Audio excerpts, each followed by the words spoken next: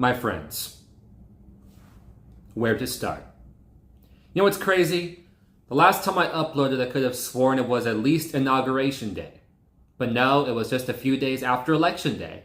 The news cycle, the developments, the breaking news. It hasn't let up.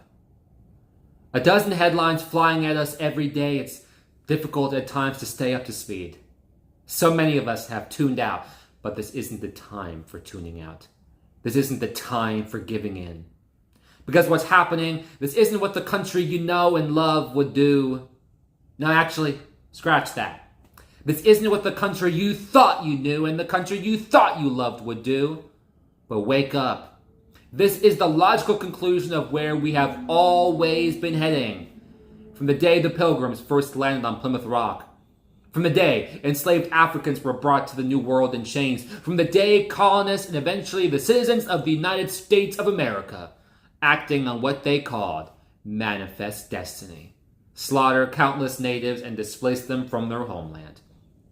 Now look at how few reservations there are and the little of their sacred land that remains in their trust.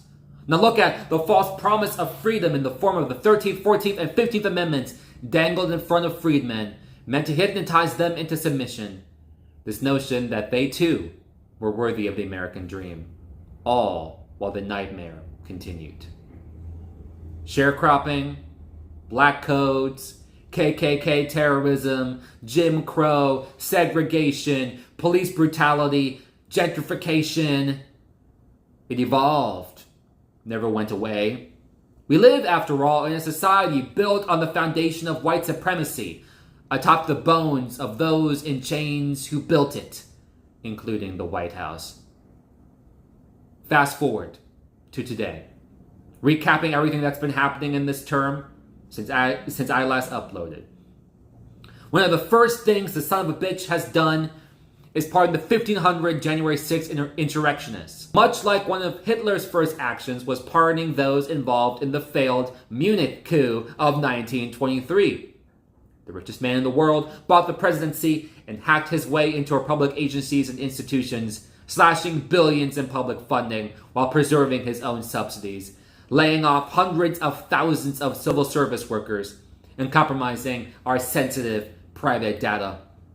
What the so-called Department of Government Efficiency, DOGE, has done, not only is it wrong, not only is it a giant middle finger to the working class, but by a very plain reading of the law, regardless of what side of the political spectrum you're on, is also blatantly illegal.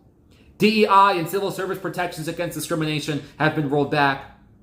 Pro-lifers have long been outed as simply being pro-birth, while the mother, regardless of age, regardless of circumstance, suffers in agony. That baby being defenseless in this capitalist hellscape, literally as soon as it emerges from the womb. Immigration and customs enforcement has now fully embraced in public what it has always been in the shadows. No more shame. A modern-day Gestapo.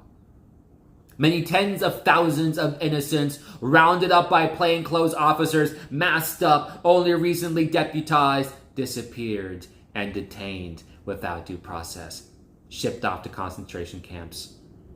Seacot, Alligator, Alcatraz, Auschwitz, really? Guantanamo Bay? You heard that right. Concentration camps. What else is a prison? And I put that in air quotes on purpose. A prison. Where people are sent without never being represented by a lawyer, never being seen by a judge, never being rendered a verdict by a jury of their peers. No plans. Zero of ever releasing them. Understand, if immigrants, undocumented or otherwise, have no due process, nobody has due process. For how can we prove anything if all it takes is an allegation? And the genocide in Gaza has only been accelerated, as everyone who has been paying attention knew would happen, while so many of us are numb. To think the words genocide and numb would one day occupy the same sentence together. We got the National Guard in the streets, which we've seen before in our history, but now the Marines!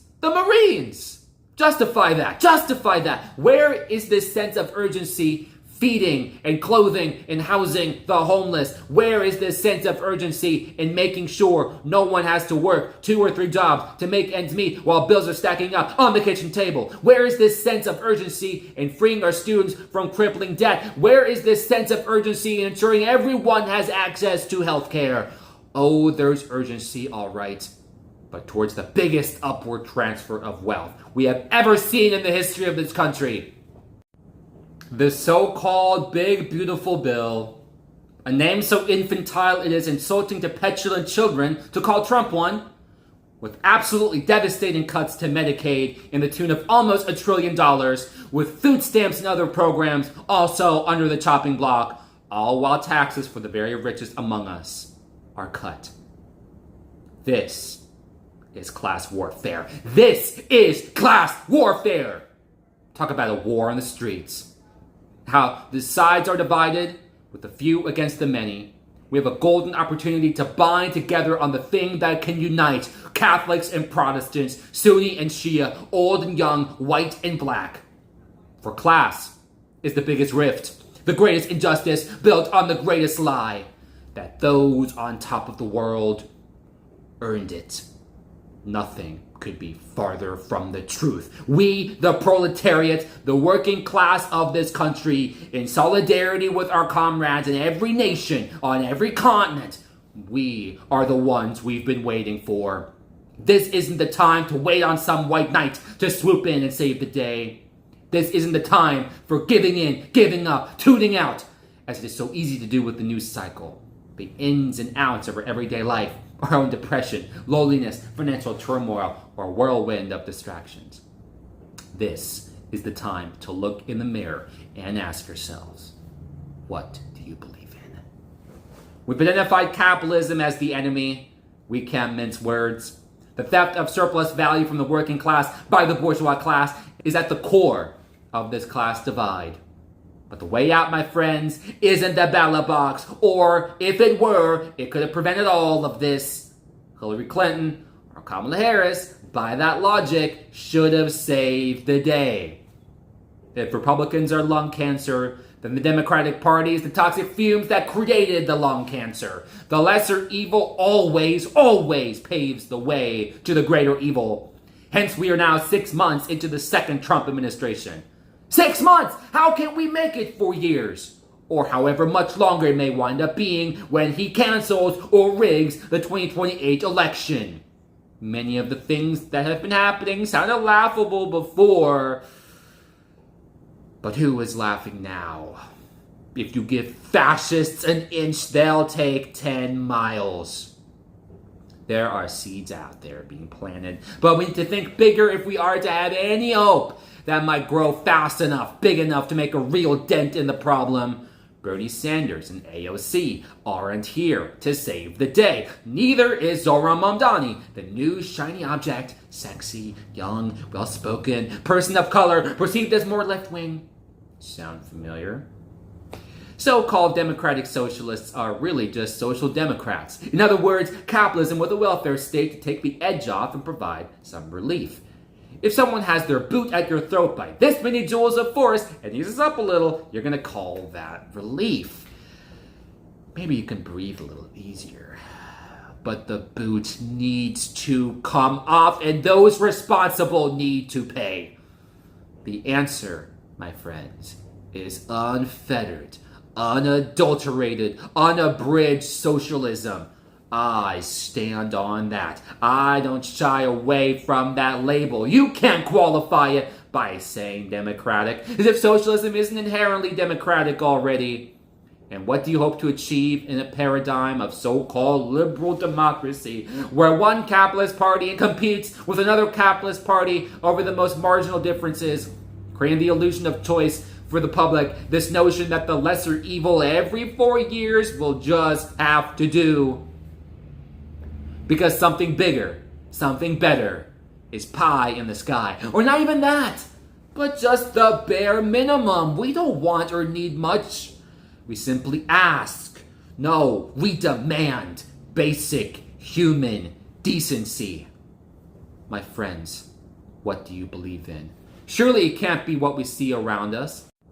The masses agree, based on the turnout on No King's Day, based on the slipping approval numbers for Trump, based on the fact that, shoot, Trump probably didn't even win the last election fair and square. The thing about fascists, they project. They accuse others of corruption. They themselves are corrupt. They accuse others of rigging elections. They rig elections. 2020 election deniers appointed as election officials across the country, voter rolls purged, voter ID laws passed, etc. Do your homework. Do your homework, look into it. This isn't some wild conspiracy theory. My friends, what do you believe in? In the dignity of man or the divine right of kings for one man? Think about it. And when you answer that question, if you haven't already, the Socialist Party will be waiting for you.